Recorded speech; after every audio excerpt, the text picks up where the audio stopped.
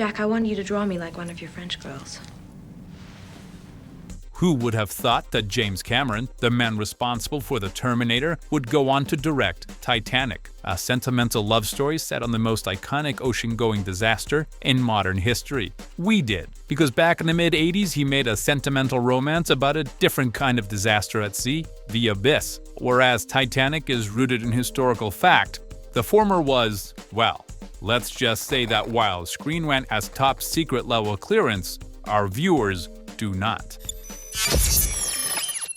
So let's dive in, pun very much intended, into how much of Titanic is real. It's gonna take a little time to unravel this mess. Let's get the obvious out of the way first, shall we? On April 14, 1912, at 11:40 p.m., the infamous ocean liner, Titanic, which had been marketed as unsinkable, encountered a sizable chunk of irony on its starboard side in the shape of an iceberg. According to survivors, pieces of the iceberg landed on the promenade deck, as depicted in the movie. The crew was unprepared, there were too few lifeboats, and by 2:20 a.m., most of the remaining passengers and crew were immersed in freezing water, dying within 15 to 30 minutes.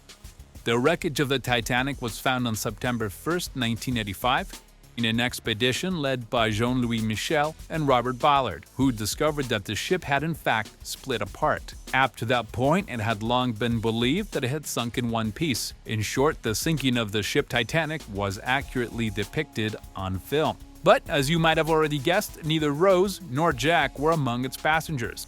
So, their tender moment on the ship's bow, the live nude modeling, and steamy backseat lovemaking was all Hollywood razzle-dazzle.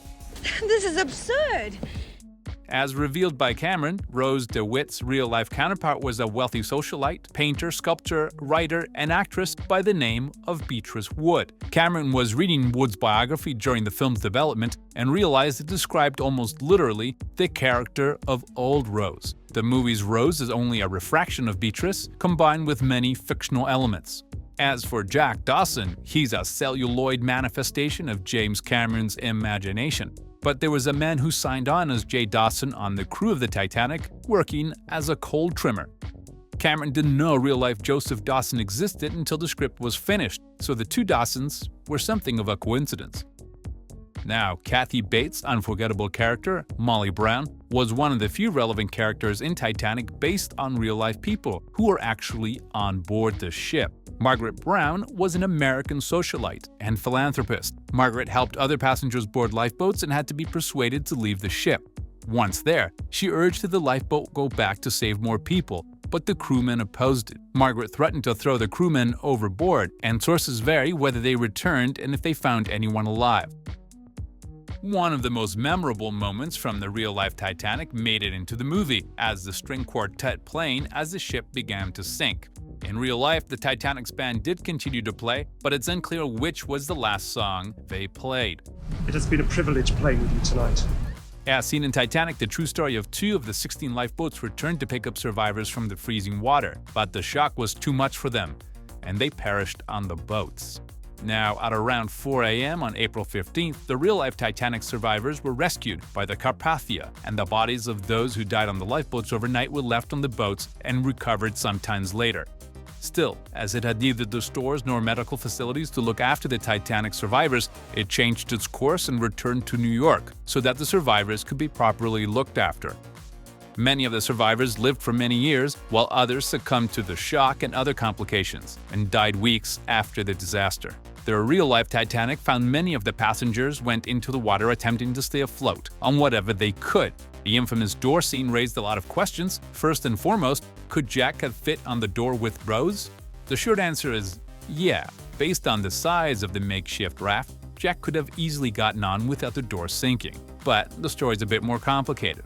In the National Geographic special Titanic 25 years later with James Cameron, scientists and Cameron worked out multiple scenarios involving Jack, Rose, the door, and the freezing ocean waters. While the experiments demonstrated they both could fit on the raft, their vital organs would have had to be above the waterline in order to prevent them from succumbing to hypothermia or shock. The conclusion was they might have survived the 30 minutes for a lifeboat, but other variables in play could have changed the outcome at any time. What's the alternative?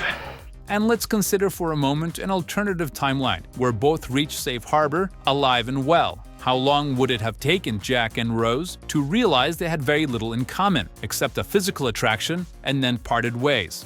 To say nothing of their class differences. Imagine what you'll know tomorrow. We certainly hope you enjoyed wading into the nitty-gritty of the real-life Titanic and its depiction in James Cameron's Oscar-winning film. Bye for now.